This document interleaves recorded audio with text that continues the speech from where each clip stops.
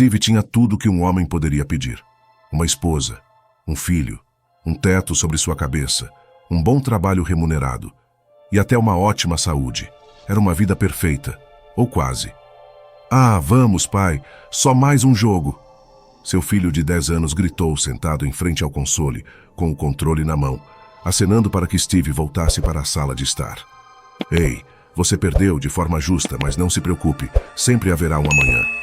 Mas eu quero jogar esta noite, disse o garoto. Esta noite é véspera de Natal. Não há tempo para jogos. Sua mãe tem uma agenda lotada para nós. Bah, isso é uma farsa, pai, respondeu contrariado o menino. Steve colocou sua jaqueta e um par de botas enquanto caminhava até a porta de correr que dava para o quintal de sua casa. Mamãe tem o quê? Steve ouviu sua esposa perguntar da cozinha antes de correr para o ver sair.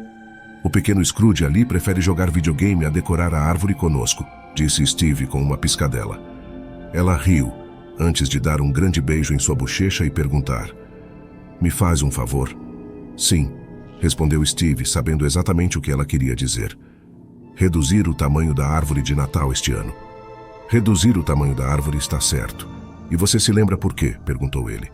Porque no ano passado fiquei um pouco ambiciosa demais e não cabia na casa. Aquilo foi engraçado, meu filho gritou da outra sala. A esposa simplesmente revirou os olhos e disse: E seja rápido, estou prestes a fazer chocolate quente. Nesse caso, é melhor eu ir direto ao assunto. Steve respondeu com um sorriso atrevido, antes de sair na neve. Tinha quase 30 centímetros de neve que haviam se acumulado na noite anterior, e pelo modo como caía agora, não parecia diminuir tão cedo. E assim, Steve partiu em sua jornada, caminhando pelo quintal e entrando na floresta, procurando derrubar a árvore perfeita para as festividades de véspera de Natal. Deve ter se passado cerca de 5 ou 10 minutos antes que ele finalmente a encontrasse, ali em toda a sua glória de coníferas, com cerca de 2,5 metros de altura. Pegando meu machado, cortou uma dobradiça de um lado do tronco da árvore e começou a cortar o outro, até que ouviu um grande estalo e ela tombou. Então ele pegou o machado e cortou o que restava do tronco entre as duas incisões, antes de puxar a coisa pesada de volta pela neve e de volta para casa, antes de arrastá-la para a cozinha. Cheira muito bem, gritou Steve, avistando 2 canecas fumegantes de chocolate quente sobre a mesa, aparentemente intocadas, mas ninguém respondeu. Ele olhou para baixo e encontrou um presente, embrulhado com um laço, que havia sido cuidadosamente colocado sobre a mesa enquanto estava fora. Uau, obrigado, pessoal! Steve gritou mais alto agora, na expectativa de que sua esposa e seu filho saltassem para o surpreender. Mas ele foi recebido com silêncio. Levantei-se da mesa e andou pela casa procurando por eles, sem sucesso. Então foi até a porta da frente e olhou pela janela para a garagem, para encontrar a sua esposa e seus carros ainda estacionados. A sogra deve tê-los apanhado, racionalizou para si mesmo. Sabendo o que sabia agora, se ele tivesse tido a precaução de abrir a porta e olhar para a neve, não teria visto nenhuma pegada indo da casa até o carro. Mas, honestamente, ele não pensou muito nisso. Até, ao voltar para a cozinha, Steve encontrou um homem com uma máscara preta, cobrindo totalmente o rosto, sentado à mesa, segurando uma das xícaras de chocolate quente. Na frente dele estava o mesmo pacote que Steve tinha visto antes. Foi nessa hora que ele percebeu que o presente não era da sua família, mas sim dele. Sente-se, comandou o homem ameaçadoramente. Quem diabos é você? Gritou Steve, assustado profundamente, enquanto olhava ao redor da sala em busca de um objeto para se defender. Sente-se, ou você nunca mais verá sua família. Steve fez o que ele disse. Quem é você? Steve perguntou novamente. Tudo no devido tempo. Agora abra o pacote. Steve obedeceu ao seu comando e desembrulhou o pacote. Era uma caixa de papelão sem identificação. Dentro dela, um monte de peças de um quebra-cabeça. O homem mascarado então removeu um cronômetro de sua mão. Este é o primeiro de 5 jogos. Ganhe todos e você poderá ver sua família novamente. Perca e algo pior irá acontecer.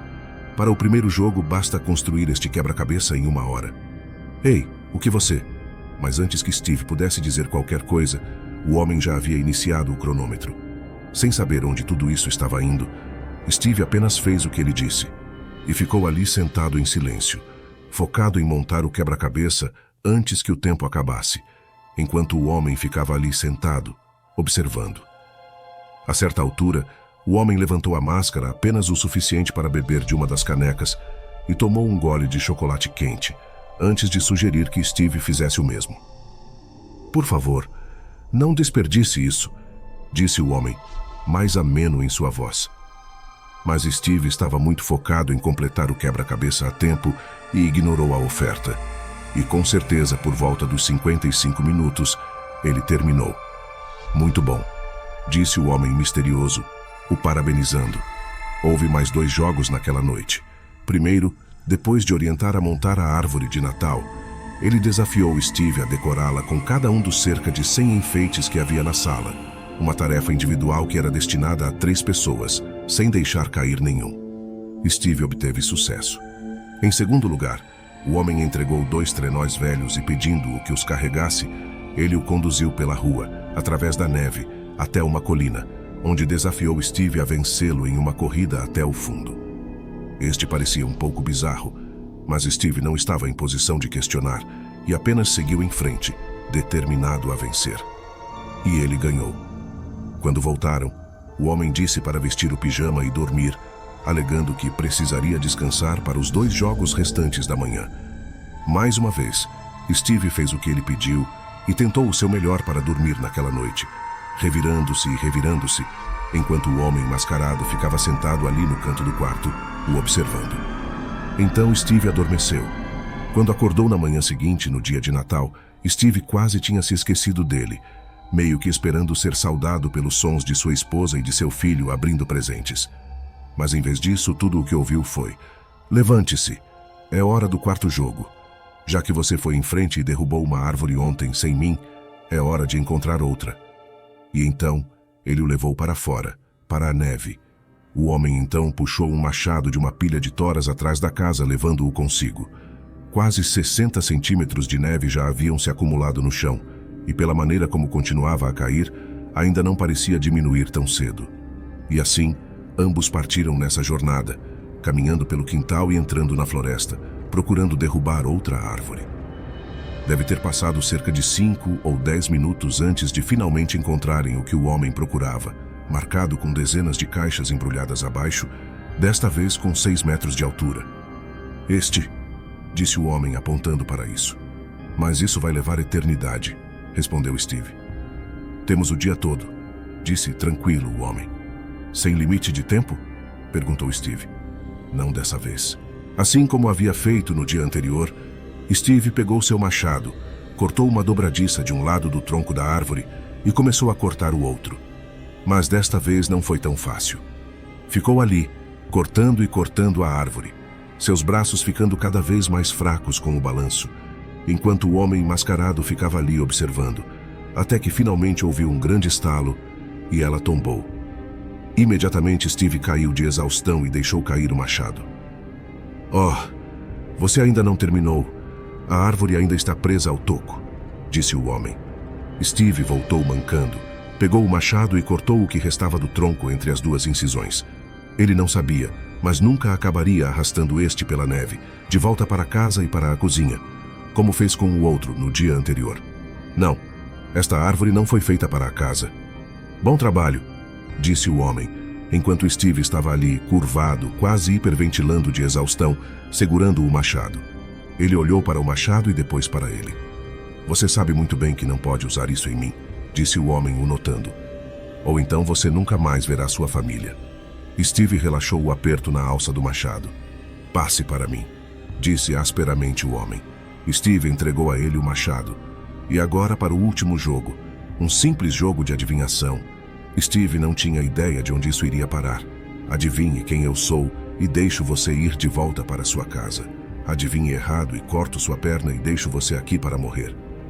Steve estava demasiado preocupado com o destino de sua mulher e do seu filho para ser afetado pela ameaça. "E a minha família?", perguntou Steve, quase que suplicando por eles. "Oh, eles estão amarrados no porão, sãos e salvos. Eu nunca iria machucá-los." "Você já machucou uma família?" "Com licença", perguntou Steve, confuso com a implicação. Isso é uma pista. Agora, dê o seu palpite. Não sei, disse Steve. Você não consegue pensar em ninguém neste mundo que possa ter motivos para fazer você pagar por algo que você fez? Sinto muito, só não sei. Última dica. Isso lhe lembra alguma coisa? De repente, o mascarado tirou a máscara, revelando um rosto que Steve nunca tinha visto antes. Ele era um homem adulto indefinido, com cerca de 20 ou 30 anos de idade, com uma expressão triste nos olhos. Steve lutou para pensar em alguém em sua vida que pudesse ter conhecido, que se parecesse com o homem, mas não conseguiu. Sinto muito, simplesmente não sei, disse Steve. Infelizmente tive a sensação de que você diria isso, disse o homem abaixando a cabeça antes de continuar. Mas se você nunca tivesse engravidado minha mãe, se nunca tivesse rejeitado as tentativas dela de entrar em contato com você, se tivesse oferecido um centavo para ajudá-la, enquanto ela e eu vivíamos uma vida de miséria, e você vivia uma vida de luxo, você me reconheceria. Seu filho abandonado, agora adulto, um completo estranho para você. Eu era jovem e estúpido, gritou de volta Steve, lágrimas caindo dos seus olhos, agora se lembrando do que ele estava se referindo. Uma memória que Steve tinha trabalhado tanto para enterrar de forma imprudente. Sim, jovem e estúpido, mas isso não desculpa o fato de você ter me deixado para morrer. Foi quando o homem pegou o machado. Assim como vou fazer com você agora. E assim, o filho de Steve, há muito perdido, começou a decepar a sua perna, o sangue espirrando pelo chão branco da floresta, enquanto Steve urrava de dor, sem ninguém por perto para ouvir seus gritos. Agora, antes de eu ir, disse o homem, enquanto Steve estava lá, quase desmaiado de dor. Em algum lugar, em um desses pacotes, há uma arma. Se você procurar por ela rápido o suficiente para que eu ainda esteja a uma distância de tiro, convido você a dar um tiro. Se você encontrá-la, depois que eu partir, convido você use isso em você mesmo. O homem começou a se afastar, antes de parar e voltar, como se tivesse esquecido de me contar alguma coisa. Ah, e uma última coisa. Achei que passar todo esse tempo com você, jogando todos esses jogos com você, me traria algum tipo de alegria, preencheria algum tipo de vazio em meu coração. Mas quer saber? Não senti nada. Filho, não me deixe aqui. Sinto muito, implorava Steve, em meio à dor insuportável que sentia, mas o homem continuou a se afastar. Arrastando-se até os pacotes, Steve começou a vasculhar eles furiosamente, em busca da arma, apenas para encontrar cada um deles vazio. Foi quando percebeu que provavelmente não havia nenhuma arma, uma pista falsa projetada para fazer perder seu precioso tempo, enquanto ele sangrava na floresta. E então, quando viu seu filho desaparecer na distância, conjurou até a última gota de força e rastejou de volta pela floresta, de volta ao seu quintal e de volta para sua casa, deixando um longo rastro de sangue. Mancando para dentro de casa, Steve lutou para se apoiar em uma cadeira. Pegou seu celular e ligou para a polícia, que mais tarde o encontraria desmaiado na cozinha, e sua família amarrada no porão, mas ainda viva. E agora, todos os anos, na véspera de Natal, Steve ainda era assombrado pelo seu filho há muito perdido. Não pelo que ele fez com ele, mas por ele ainda estar lá fora, órfão de pai,